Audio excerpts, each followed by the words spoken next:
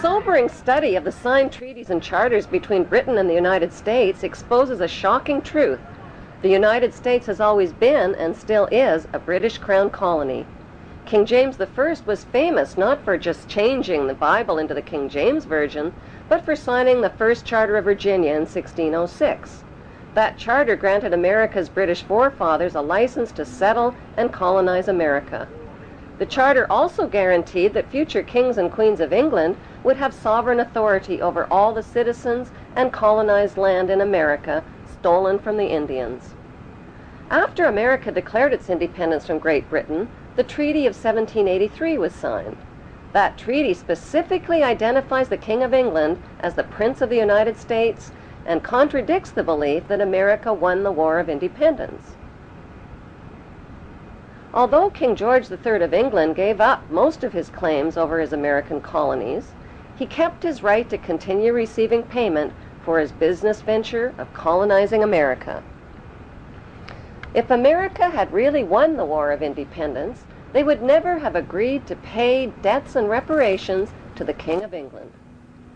When Congress passed the 13th Amendment to the Constitution, the U.S. President was made subservient to the King of England.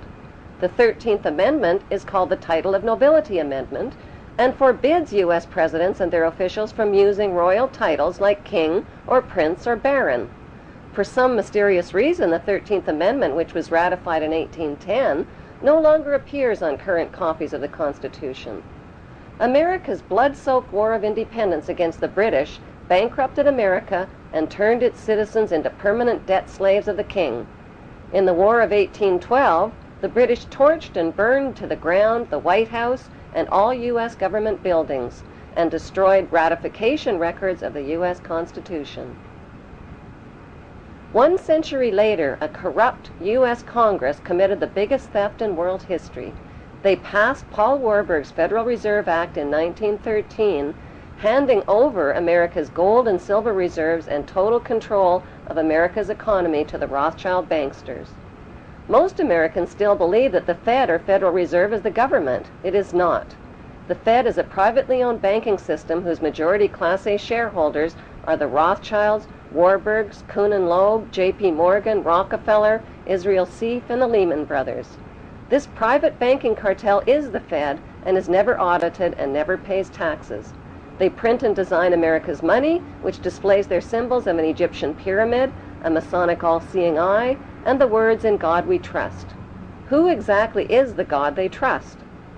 They also collect American taxpayers' money through the IRS.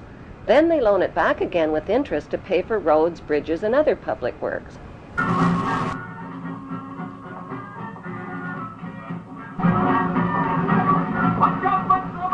American presidents are handpicked and financed by these special interest power groups.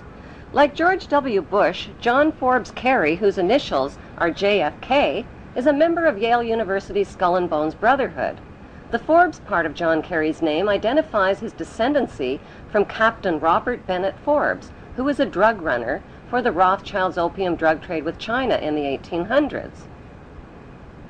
Most U.S. citizens believe that the United States is a country and that the President is the most powerful man on earth. The United States is not a country. It is a corporation, and the President is President of the Corporation of the United States. He and his elected officials work for the corporation, not for the American people. Since the United States is a corporation, who owns the corporation of the United States? Like Canada and Australia, whose leaders are prime ministers of the Queen, and whose land is called Crown Land, the United States is just another Crown colony.